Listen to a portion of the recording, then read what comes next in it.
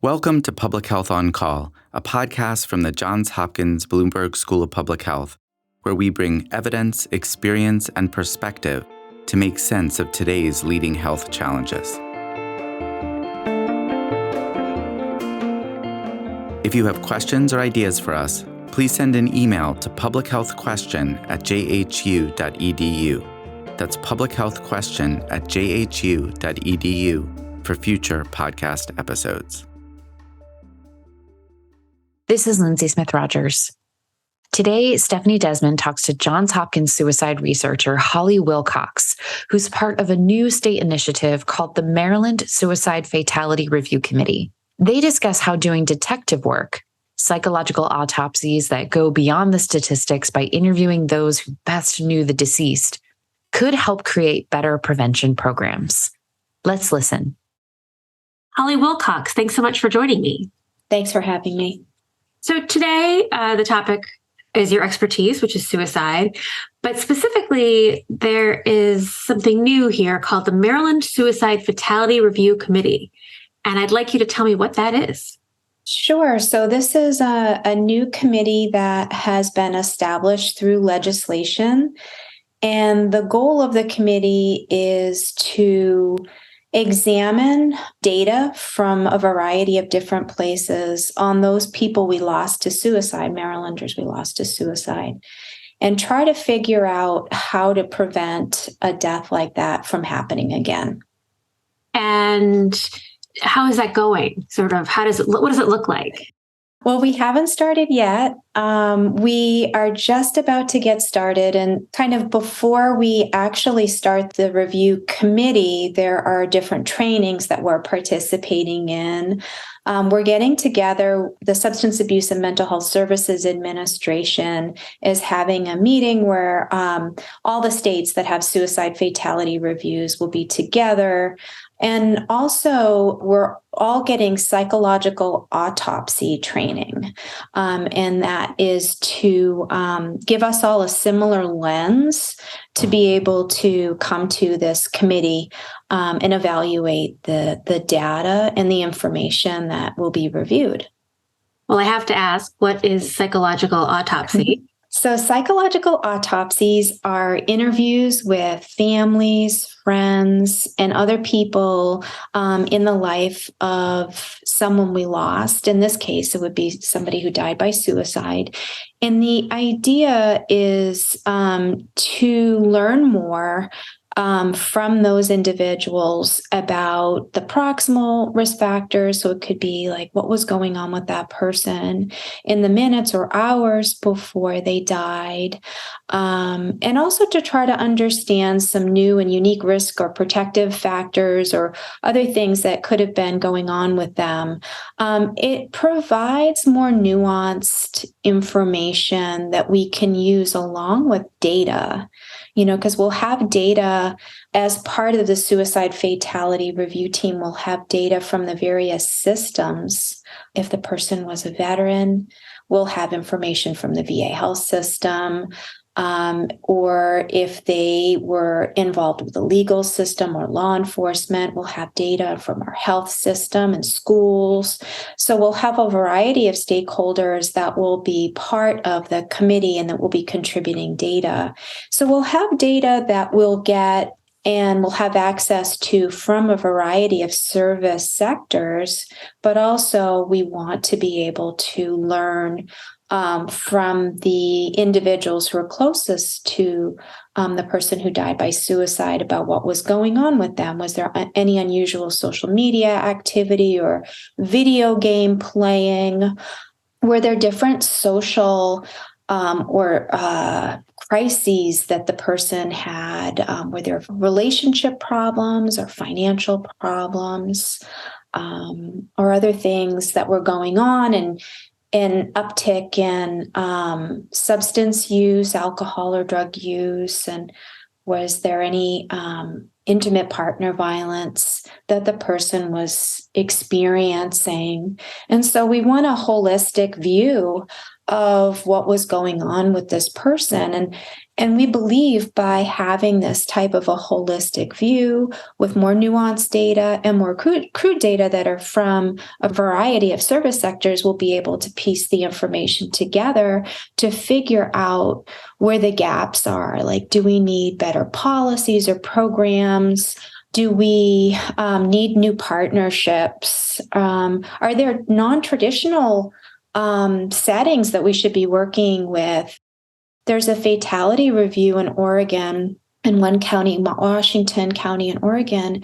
And when they were doing this process, one thing they were noticing is that suicide decedents were bringing their pets into animal shelters to give over their pets before their death. And these animal shelters were noticing these increased rates of this happening and contacted the health department.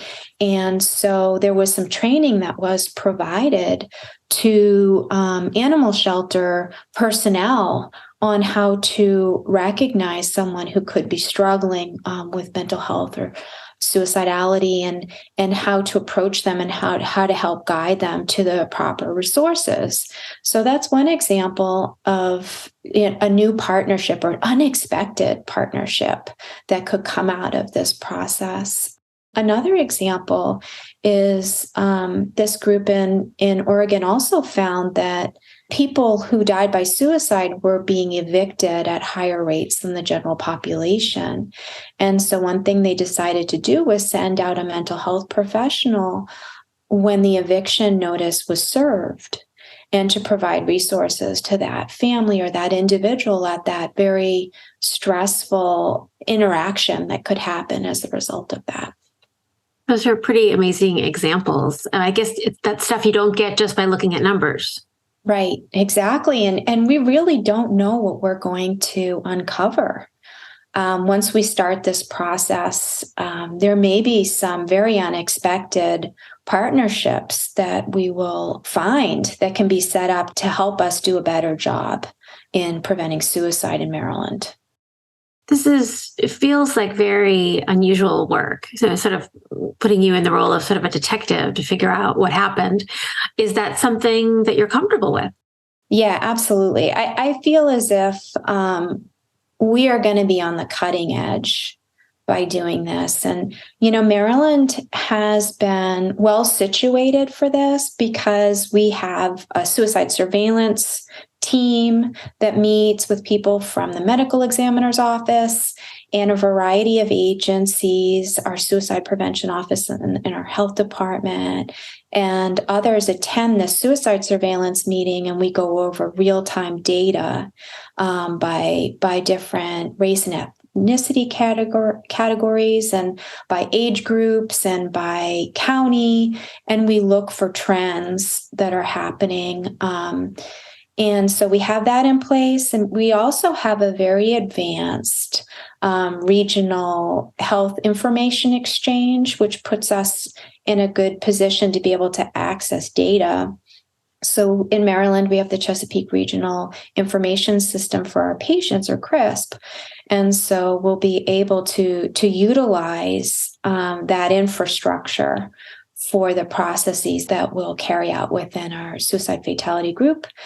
And we also have established the Maryland Suicide Data Warehouse, which is, oftentimes data sit in silos for privacy reasons and others. But this idea of being able to link data together to do some kind of predictive modeling, is one thing that we've been working on.